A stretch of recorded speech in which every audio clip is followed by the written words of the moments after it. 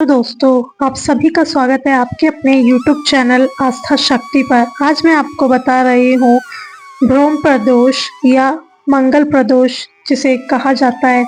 इस व्रत के बारे में मैं आज आपको बताने जा रही हूँ। ये व्रत कैसे रखना होता है, साथ ही इसकी पूजा कैसे करनी होती है। और हाँ, प्रदोष व्रत की कथा सुननी है तो बहुत जरूरी होती है। कथा सुनने के बाद ही व्रत खोला जाता है, तो वह भी आप मेरे चैनल पर सुन सकते हैं। तो मैं वह भी आपको जरूर सुनाऊंगी। तो चलिए अब हम शुरू करते हैं। अगर आपको वीडियो पसंद आए तो लाइक करें और शेयर करें और सब्सक्राइब करना ना भूलें। तो अभी तक आपने अगर मेरे चैनल को सब्सक्राइब नहीं किया है तो जल्दी से जा करके सब्सक्राइब कर ले और नोटिफिकेशन बटन को प्रेस कर दे ताकि आने वाली वीडियो की आपको जानकारी मिल सके। तो चलिए बात करते हैं मंगल प्रद व्रत के बारे में। दोस्तों, हिंदू मान्यताओं के अनुसार प्रदोष व्रत त्रयोदशी तिथि के दिन रखा जाता है। प्रत्येक महीने में 2 प्रदोष व्रत होते हैं, एक शुक्ल पक्ष में और एक कृष्ण पक्ष में। मंगलवार को आने पर प्रदोष व्रत को भूम प्रदोष या फिर मंगल प्रदोष भी कहा जाता है। वह बहुत ही विशेष महत्व होता है इसका। मंगल प्रदोष व्रत का प्रदोष व्रत भगवान शिव को प्रसन्न करने के लिए होता है, आशीर्वाद प्राप्त करने के लिए होता है। मान्यता यह भी है कि प्रदोष व्रत करने से सभी प्रकार के दुखों और कष्टों से मुक्ति मिल जाती है। साथ ही इस व्रत को रखने से भगवान शिव की कृपा से मोक्ष की प्राप्ति होती है। प्रदोष व्रत में प्रदोष काल का बहुत ही विशेष महत्व माना गया है। सूर्यास्त के बाद और रात्रि के आने से पहले के समय प्रदोष काल कहा जाता है। त्रयोदशी तिथि पर भगवान शिव और माता पार्वती की आराधना की जाती है। चलिए अब हम बात करते हैं मंगल प्रदोष व्रत की पूजा विधि के बारे में। मंगल प्रदोष व्रत के दिन ब्रह्म मुहूर्त में उठकर स्नान ध्यान आदि से निवृत्त होकर स्वच्छ वस्त्र धारण करें। यदि संभव हो तो आप लाल रंग के वस्त्र जरूर धारण करें। इसके बाद आप स्नान कर अपने आप को शुद्ध करें और सबसे पहले सूर्य देव को अर्घ्य दें और व्रत का संकल्प करें। इसके बाद भगवान शिव का अभिषेक कर बेलपत्र अर्पित करें और चंदना धतूरे से उनका श्रृंगार करें। अब माता पार्वती की भी फल फूल धूप दीप और चंदन अक्षत नैवेद्य आदि से पूजा करें। अंत में आरती अर्चना कर महादेव और माता पार्वती से सुख शांति और समृद्धि की कामना करें। दिन भर उपवास रखें। शाम के समय दोबारा स्नान कर स्वच्छ वस्त्र धारण करें और पूजा घर में 5 रंगों की रंगोली का मंडप बनाएं। उसके बाद आप कलश की पूजा करें और महादेव और माता पार्वती के साथ हनुमान जी की भी विधि विधान से पूजा करें, क्योंकि यह मंगलवार के दिन आता है।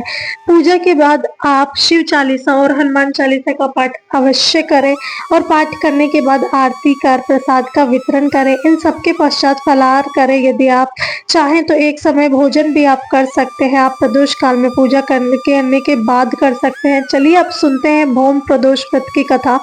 एक नगर में एक वृद्ध महिला निवास करती थी। उसके मंगलिया नाम का एक पुत्र था। वृद्धा हनुमान जी की परम भक्त थी। वह प्रत्येक मंगलवार को नियम पूर्वक व्रत रखकर हनुमान जी की आराधना किया करती थी। उस दिन न तो वह घर लीपी और न ही मिट्टी खोजती। व्रत को करते हुए अनेक वर्ष बीत गए। एक बार हनुमान जी ने उनके श्रद्धा की परीक्षा लेनी चाहिए और हनुमान जी साधु का वेश धारण करके उनको मेरे पास आ गए और पुकारने लगे, कोई हनुमान भक्त है, कोई शिव भक्त है तो हमारी इच्छा पूरी करते हुए पुकार सुन। वृद्ध महिला बाहर आई और बोली, आज्ञा दे महाराज। हनुमान जी महाराज बोले, मैं भूखा प्यासा हूँ, थोड़ा कुछ खाने के लिए दे दे, थोड़ी सी जमीन दे दे, भोजन बनाने का सामान मुझे दे दे, मैं अपने हाथों से भोजन बनाकर वो खा लूंगा। वह दुविधा में पड़ गई। वह महिला हाथ जोड़कर बोली, महाराज के लिए आपने अपनी मिट्टी खोदने के लिए अतिरिक्त आप अपनी कोई आज्ञा दे तो मैं अवश्य पूरी कर दूंगी।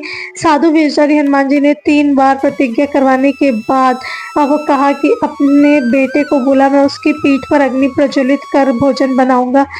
वृद्धा के पैरों के तले जमीन खिसक गई। वह क्या करती। प्रतिज्ञा बाद उसने मंगलयान को बुलाकर साधुओं को सुपुर्द कर दिया और स्वयं रोते बिलखते अंदर चली गई। मगर साधु रूपी व्यक्ति कुंजी ऐसे ही मानने वाले न थे। उन्होंने वृद्धा के हाथों से मंगलयान को पेट के बल सुलाया और उसकी पीठ पर आग जला दी।